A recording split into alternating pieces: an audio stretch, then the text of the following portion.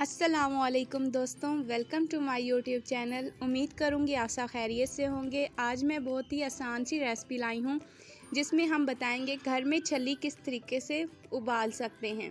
सबसे पहले यहाँ पर मैंने छलियाँ ली हैं और इनके ऊपर से हम छिलके रिमूव कर लेंगे।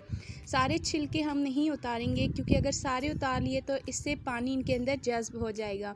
1 से 2 लेयर छिलकों की हम सब छलियों की उतार लेंगे।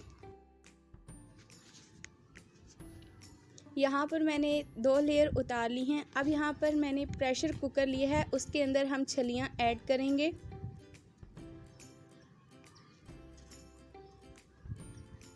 उसके बाद अब हम इसके अंदर पानी डालेंगे। पानी इतना डालेंगे कि छली इसके अंदर डिप हो जाए।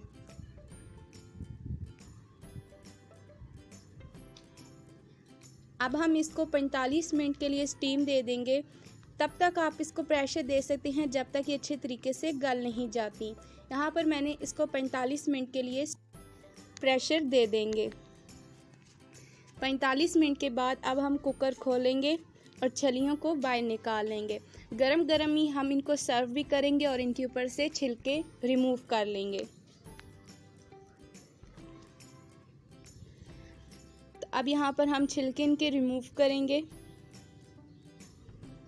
एक बहुत ही मज़ेदार सा ख़ास मसाला हम बनाएंगे जो बाहर ठेले से हमें छली के साथ मसाला मिलता है।